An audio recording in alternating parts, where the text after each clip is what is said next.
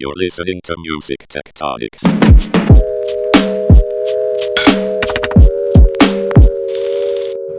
Welcome back to Music Tectonics. I'm Dimitri Vitsa, your host. I'm the CEO and founder of Rock, Paper, Scissors. As you know, I'm at NAMM, and I was just in the Yamaha, quote, booth, end quote. It's actually not a booth. It's huge. It's a huge room in We're the a Marriott. big company.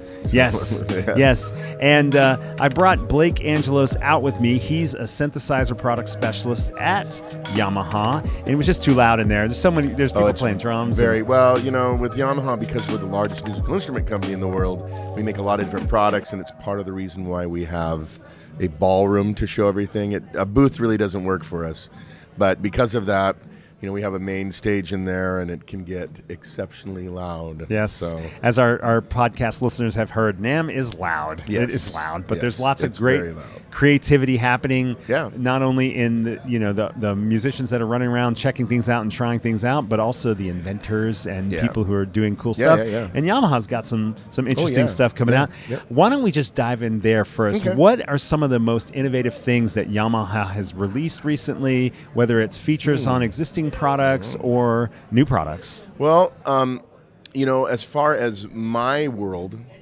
I work on this in the synthesizer department, so that's kind of my main focus. There are lots of innovative things that we do in there on all of our departments. I mean, like we have that new stage custom that we were walking by with the drums.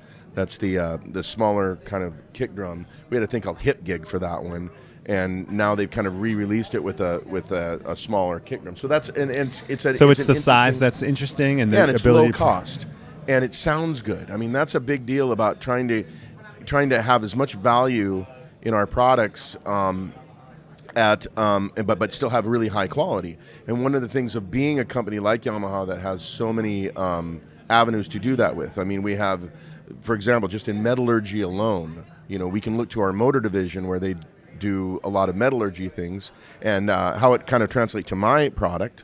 It also translates to drums because one of our drum pedals is made kind of from in the motor factory, so it's really high quality. It looks like a cafe racer almost, just a kick drum pedal. Wow. So for our synthesizers, though, we at this show we're releasing a new one called the YC61, which is a stage keyboard. One of the things that we haven't done in a long time is have what's called YC. YC stands for Yamaha Combo. The combo organs of the past, we had things called the YC45D, which we have in there from 1972. And what that was is like the old school combo organs that are transistor organs. That's a dual manual one in there, and that used to be a kind of a big thing. I'm gonna let's break this down a Okay. little bit because we've got a very diverse audience. Some Yeah. are musicians, engineers, producers, and some of them are marketing people. Yep. And let's help them understand what you're talking about. What is this combo thing you're talking about? Well, there are different types of organs. There are things like the tone wheel organ, which a lot of people kind of think of, the big wooden ones. I try to stay away from naming the names of the other manufacturers, You have but to. I think a lot of people probably know what I'm talking about. Okay. But there's those type of organs. Then there's other organs, ones that were made in Britain and ones that were made in Italy, that are called combo organs. And those are things like when you think about Question Mark and the Mysterians, you know that song 99 Tears, or 96 Tears, not 99. That tune used a combo organ, that cha-cha-cha-cha-cha, or Louie Louie, do-do-do, do-do. That's a combo organ. So those were meant to be smaller organs that they released in the 60s to be a little bit more portable, because the traditional tone wheel organ was huge, weighs like, you know, 200 pounds, and it's not really gig friendly. You have to have a dolly to bring it around. So this was kind of the first time when they had, you know, these type of instruments that were portable. It's the same reason why tine pianos, electric pianos, why they were invented, because an acoustic piano is very heavy and it goes out of tune, and so they developed these other things for more gig friendly things. One of the things that I think rock music did was force manufacturers to rethink how they want to, you know, play music live and make it a little bit easier for bands to get together and keyboard players to have stuff. So, You know what's interesting? You know, we look at everything kind of getting smaller and more portable. I mean, you look at just the smartphone and Exactly. mobile devices. Exactly. You're basically saying that 30, 50 years ago, this ability to shrink things down was already happening. Absolutely. It was happening, but it's not necessarily super portable. I mean, that YC45D is 140 pounds. So what was considered to be, I mean, for example, one of them that we have the very famous CP80 and CP70, the electric grand. If you were familiar with like Simple Minds, a lot of people might remember the "Don't You Forget." So Simple Minds play that ding ding ding ding ding ding. Part of it is a synthesizer on there, but there's also the CP80s on that recording, or Supertramp. They use one, or Billy Joel. Lots of people use the CP80. And that was supposed to be the portable piano. That alone weighed over 200 pounds. But a lot less than a traditional acoustic piano. A lot less than a traditional acoustic piano. So yeah, there's always been this stride. But as we move forward, there have been advances in things like everything from the materials used to make things that have gotten lighter, to the technology inside that have gotten smaller and faster and better. I mean, you think about when people talk, the Apollo 11 mission, the computer used for that filled an entire room, and they make a big deal like in Apollo 13 where it's like this computer and they're walking in this room. Well, that my Apple Watch here is stronger than that, way like exponentially more horsepower here just in this. So those things have really changed. So we'll fast forward for my product here. I'm talking about those combo organs weighing so much. Okay, now we have this YC61 that not only has drawbar organ design on it, that simulates those vintage models. H model is what we call those. H1, H2, H3. Those are the drawbar tone wheel models. And then we have ones that use a proprietary FM synthesis to simulate those transistor organs that were used in the 60s. Okay, we also have great pianos and synthesizer leads in the keys section on that product. But the thing is, 61 notes. It has a thing called a waterfall key bed, which is the same type of key bed that's on an organ. And the benefit of that particular thing is organists have these glissando smears that they do, like wah, when they slide up. If you try doing that on a piano keyboard, you can literally hurt your hand. But organ technique has developed around that, so we developed this new waterfall key bed. That's cool. But the main point that I'm going to get to is that it sounds amazing. It's totally aluminum alloy. It has wooden side panels. When you touch the knobs on it, it's super solidly made. One thing Yamaha makes is quality products. When people think of Yamaha, they don't think, oh, that stuff is junk. No one really thinks that. People always kind of consider, oh yeah, Yamaha, they make good stuff. No matter what we do. Could be AV equipment, could be a saxophone, could be an acoustic grand piano, it could be, a motorcycle. But our stuff has that vibe of being high quality. So that product weighs 16 pounds, super light, and yet it does all these things. So that's kind of, one of the big innovations for us is not only in the technology design. In fact, the organ is using a thing called virtual circuitry modeling, which is a modeling technology that models the old components down to the circuit board level, but does it inside of a software environment using Linux.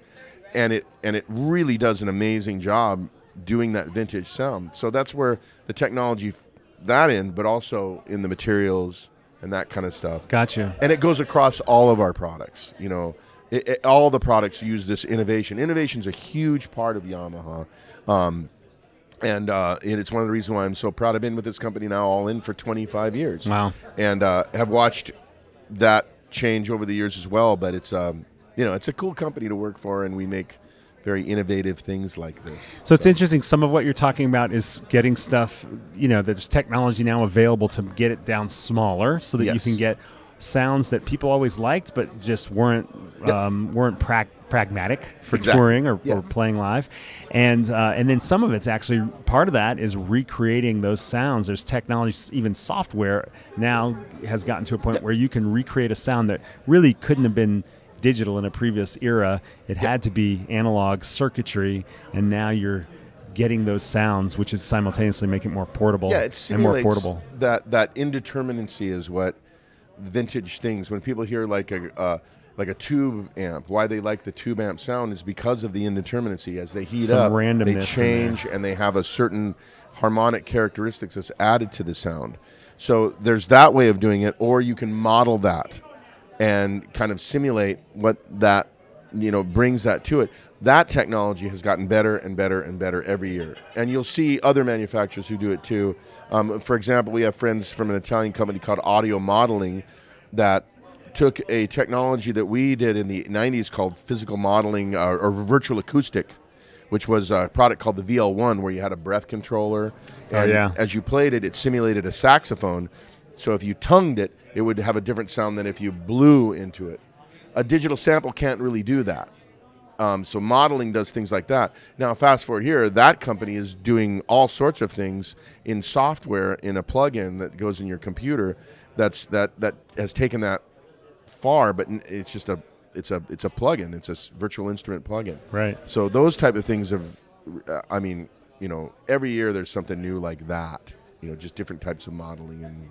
So you as a product specialist, you demo a lot of this stuff at events, online, and sort of show people how to use it, what it can do, and so forth. You probably hear back from a lot of users as well, musicians who are trying to figure out stuff with questions or just seeing what they do with it. Yeah. Are you seeing anything interesting in terms of new styles of music or new genres that are emerging as a result of some of this, or genres that are now able to go on tour? What are some larger patterns from your vantage point as somebody that's like surrounded in these synths and keyboards, knows what goes behind him, knows how to do the different techniques and stuff, and then you see how other people are applying it? What are some cool stories from the field?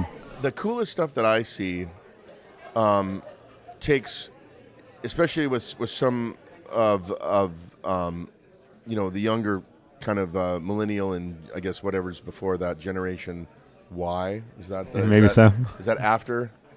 Anyway, so people in their 20s and 30s is what I'm kind of looking at. So, well, first of all, to me, in the 80s and into the 90s, when hip-hop came out and when ways of making music changed with hip-hop, one of them is that, and electronic music is another one.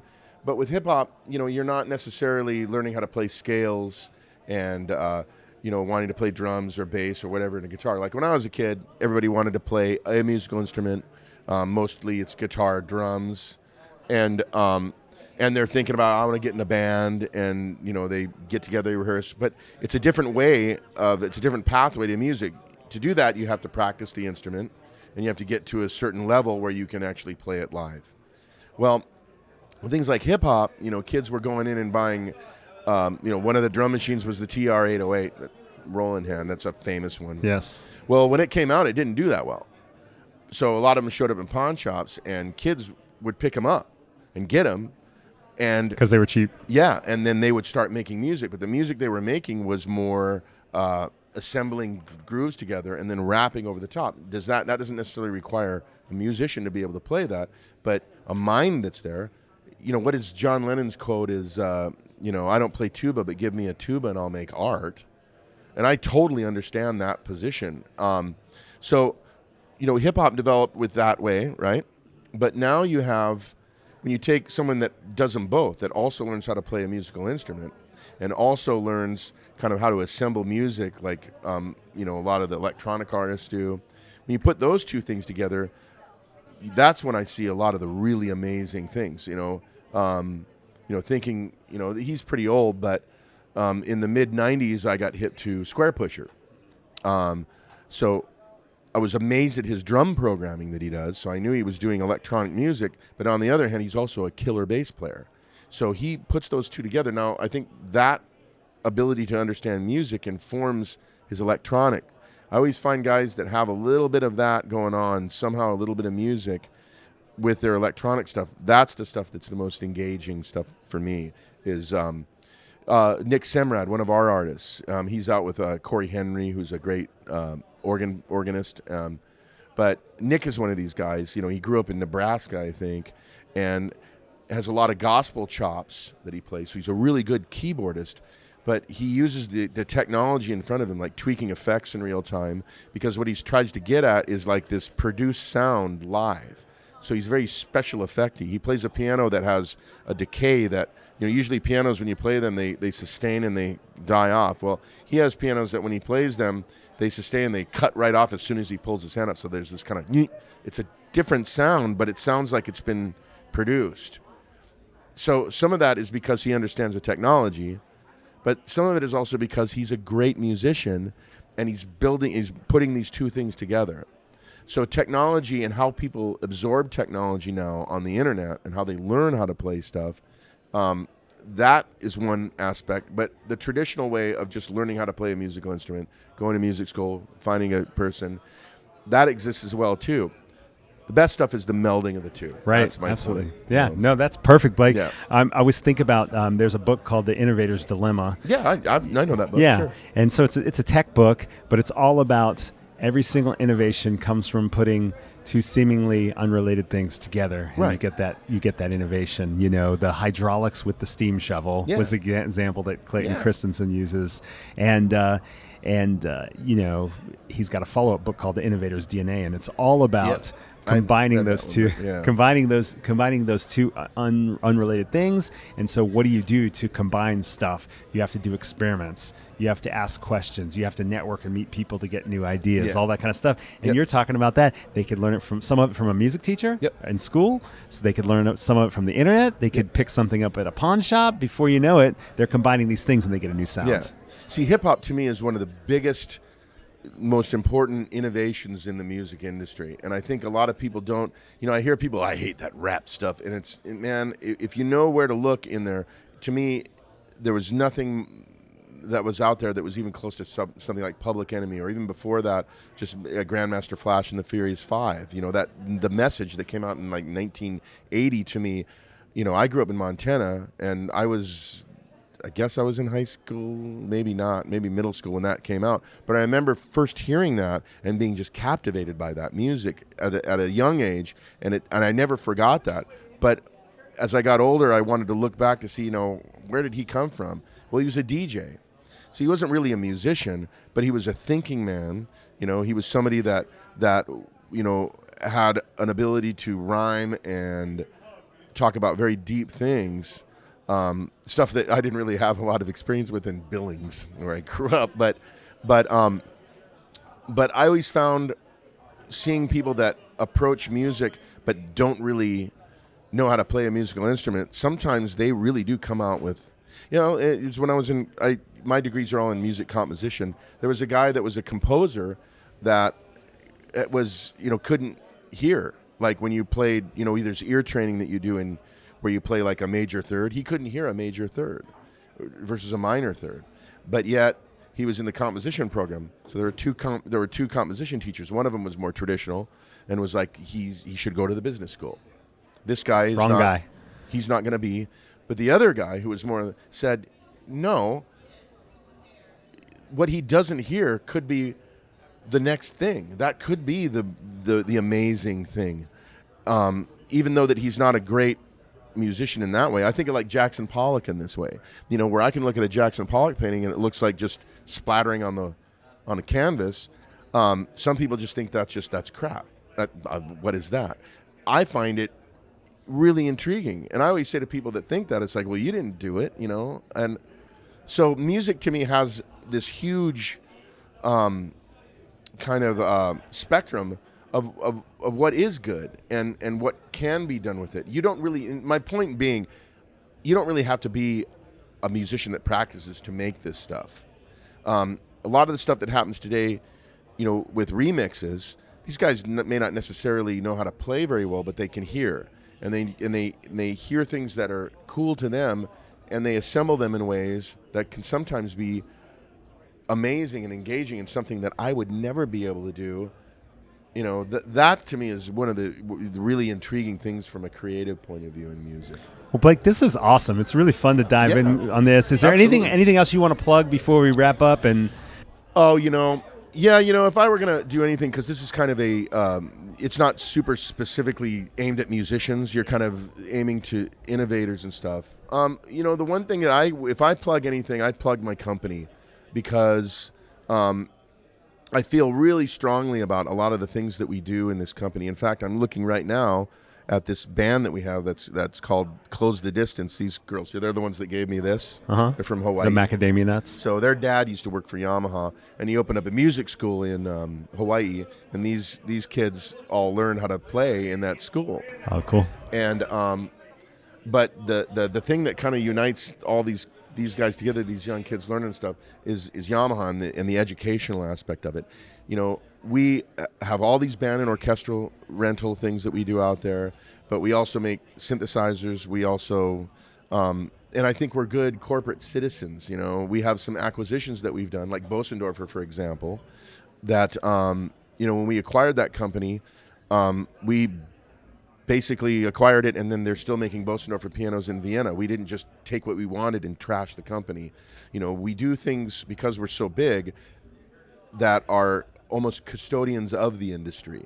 And so there's things like that I really like about the company. There's education programs, like I say, that we do that I think are second to none. And we give back a lot of stuff too. I mean, so that would be my big thing, is like, I'm really impressed with this company. I've worked with a lot of different companies, and I've never been more, you know, honored to work for somebody that's principled. I go to work every day and I feel like, you know, this is a good job, this is a good company, and I can look at myself in the mirror and say, yeah, this is awesome. So that's what I would say. That's great, Blake. And the YC61 stage keyboard, if you're a keyboardist, you got to check it out. So there, Awesome. I'll definitely plug my product there. Awesome. So. Great. And can people find you doing demos and stuff online? Yeah. Is there a place to go? In fact, the place to go is YamahaSynth.com. That is our synthesizer website. We have hundreds of articles up there. There's both tutorial things. I'm kind of the webmaster, for lack of a better term of that. But I also post a lot of things called synth bits, for example, that are just a little,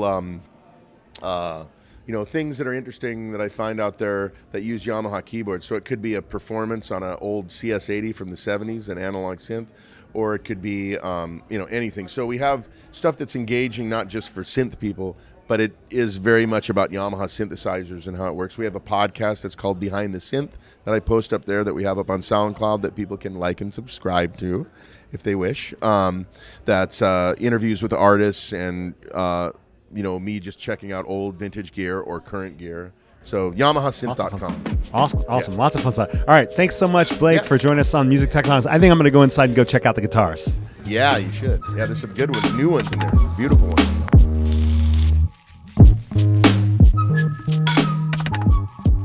Welcome back to Music Tectonics. This is Dimitri, your host. I'm at NAMM, the National Association of Music Merchandisers, and I've come over to, it was called the Yamaha booth, but it's like a whole takeover of the Marriott Hotel. It is huge, and I'm here with Andy Winston. He's a technical sales specialist at Yamaha. How's it going, Andy? Well, Dimitri, thanks for coming in, and we really appreciate you coming into our booth today. Yeah, and we're in the whisper room, so it's a little bit quieter. Isn't it nice? I mean, you're a regular at this show. You know how the cacophony of NAMM. It's nice to have a room where actually we can talk, and then I can demo this kind of cool product for your listeners. Exactly. So, speaking of which, so our podcast is about innovation in the music and technology space, and you're holding something that looks like a simple plain guitar. You want to just play it for us first? Yeah, let me do this. Now, everything that you're hearing is coming out of this guitar naturally. I'm not plugged into any amplification device or any external effects device.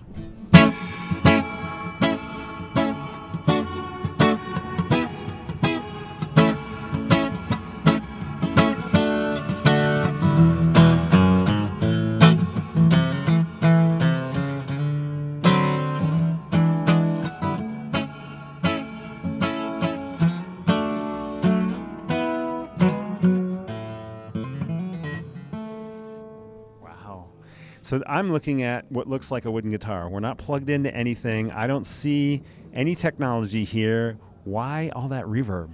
So what we have here is this really cool proprietary Yamaha technology, and it's called TransAcoustic.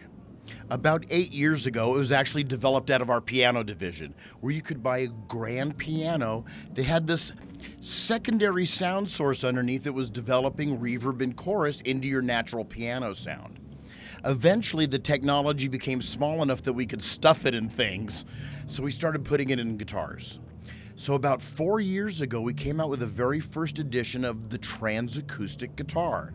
This guitar, as you heard, will generate reverb and chorus inside of the guitar, unplugged from any external sound device. Okay, so for your listeners, in studio, I have reverb and chorus control right on my guitar. I don't have to trust somebody else to dial in my sound. If I'm just an at-home player, why wouldn't I want to sit in a sea of reverb when I play? And as practical experience from my owning one, I find myself playing longer because the reverb and chorus send me places. It tells me where to go, and then it's been 20 minutes and I haven't put the guitar down and I've missed 2 phone calls and life is chaotic again. But it's that thing about how technology into a simple, well-built acoustic guitar really can unlock the potential and maybe some creativity that your listeners have. So what is going on inside there? Is there a battery in there? What is the technology? Yeah, so what we have is we have a small little processing board, and I'll turn this over so Dimitri can see this.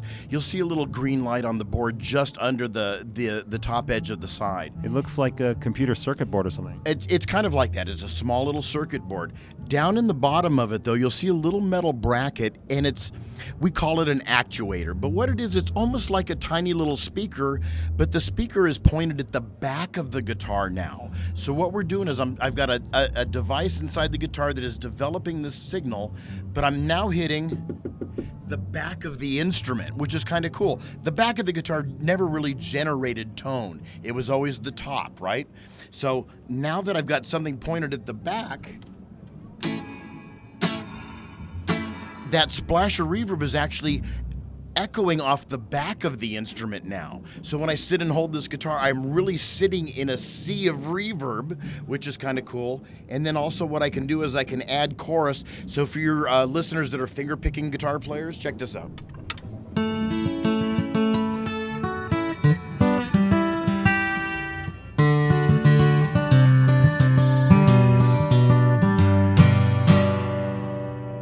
Nice. And you were just playing with some knobs. Describe the knobs that are there on the top of the guitar. Yeah, there's a trio of knobs on the top of it. And this is what I like about it. So that in a live environment, I really can kind of on the fly control what my effects are doing. The left knob is going to be my reverb knob. And as you can see, there's 2 different settings. We've got a room reverb and a hall reverb. And they're graduated from 6 o'clock up to 12 o'clock as you go around the dial. The room reverb gets heavier. As you get past 12 and start turning the dial, now I'm really into this giant hall reverb, and it's great because it really puts you in the middle of the room. The knob on the right is my chorus control. Kind of 0 to 10, nice big sweep of chorus. The centered control is my system on-off and my output master volume. Now that only controls the output volume when I plug it into an amplifier. So remember, this does have a 1/4 inch output. I can plug this into any PA system, recording desk, or amplifier. Get those chorus and reverb sounds that you heard coming naturally out of the guitar will come down the cable as well. So if you players that are live players, this might be your next guitar. And for the record, when we recorded just now, I was just holding the mic up to the guitar. We were not plugged in. I'm not into the PA system. We have nothing fancy. We're doing this through a simple handheld microphone. There's all sorts of demo stuff online, which is cool to see, but you just heard it live in a room with one microphone. Great. Let's look at one other thing. What else do you have? What we're going to show you now is I'm going to show you a complete cool Yamaha innovation called the Silent Guitar. Yamaha is a technology company. We do mad technology with synthesizers and stuff like that. But we also happen to make amazing guitars. So Silent Guitar is the perfect marriage of the technology and the guitar building. But let me get into this. We have a silent violin series. We do a silent cello and upright bass. Why silent? The benefit is, for your listener, is that you can hear it right now. I don't have the volume up, so it's really a quiet guitar. When I turn the volume up, though, you can hear the resonance of wood and the resonance of those strings. So to me, now I've got an amplified acoustic guitar. Oh, reverb and chorus on the preamp, microphone modeling as well, so we really get a cool, controllable sound out of it. But the benefit to your listener is there's no feedback issues. It's a direct piezo signal added with microphone modeling. So if any of your listeners are entertainers, they're up on stage entertaining people, they're not tethered to like playing an acoustic guitar where you have to stand in front of a microphone. And the other benefit to this is the upper frame detaches. This is like Lego. He's disassembling this thing. And it goes into a fairly small gig bag, so it travels really, really well. Now, there's 3 different models in silent guitar.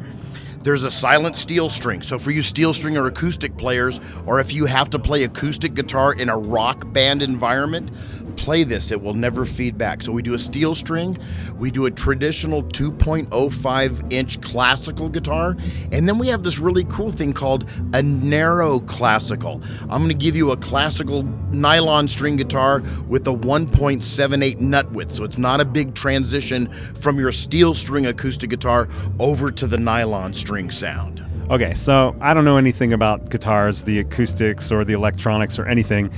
How is what you're playing, this silent guitar, different from just an electric guitar? Well, the thing is, you're sitting here in the room with me, you don't see the guitar, but we hear the guitar. We hear the resonance of body wood, but I don't see the body wood. So that's part of that proprietary Yamaha technology of also being able to take my pickup signal and blend in a microphone model. So what we've done is we've actually modeled this guitar in a studio with digital microphones on it and give you that ability to blend between the piezo signal and the microphone model. Bass and treble on the preamp. We also give you on every model an auxiliary input. Why would I need that on a guitar? Well, on the aux input, I can plug in my phone or backing tracks, get it to come through the headphones, or get it to come out of the 1/4-inch cable into the PA system. So it's a great system if you're a solo artist. I can plug your backing tracks right into your guitar, get it through your phones, or send it to the PA. Okay, to make sure I understand here, it sounds like an acoustic guitar, but it's much narrower, it's easier to break down, it's got controls on it, it's got this auxiliary input. That's the difference. And no feedback ever. So once we remove the body of the guitar but can duplicate that resonance, there's that technology thing again, is now I can make a stage-worthy acoustic guitar with no feedback issues at all. Awesome. These demos are great. Thanks, Andy. A question for you. We talk about big picture stuff on Music Tectonics, how the technology is changing how people are making music, who's getting engaged with music, how it's changing the listening experience. In this seat that you're in, with this really interesting guitars that are these hybrids of traditional makes with innovative technology, what are you seeing? What stands out to you as the shifts that are happening in music right now? Well, I think what we're all about, especially at Yamaha, is the passion and performance of making music. We're all about creating the new musician. But what I see kind of from a generational basis is my younger folks are they're more adept at the different outlets that they have to sell or transmit their music. Now with digital technologies, I can record a song at night and send it around the world the next day. So I think the younger generation is grabbing on a hold of that, where maybe the older generation is letting them pass that by. But the older generation is kind of cool for the fact TransAcoustic and silent, they love it. They want those toys. They want that extra effect or feature that is going to help them be creative. And our thing is unlocking the music within our people. Remember, there's no music inside of any of the guitars that you heard today. The music's inside of you. The music's inside of the player. We can put the cool technology on the end of it and we can build you the coolest guitar, but none of our guitars are going to play themselves. It's up to you, the listener, to make the music. That's Andy Winston, technical sales specialist. You can see why he's technical, but hey, thanks for translating all that for us, and thanks for letting us stop by at Yamaha. Thanks, you guys, and thanks for your listeners, and thanks for Dimitri. Appreciate it. Keep listening to the Music Tectonics podcast. Hit subscribe, and we've got more coming from NAMM.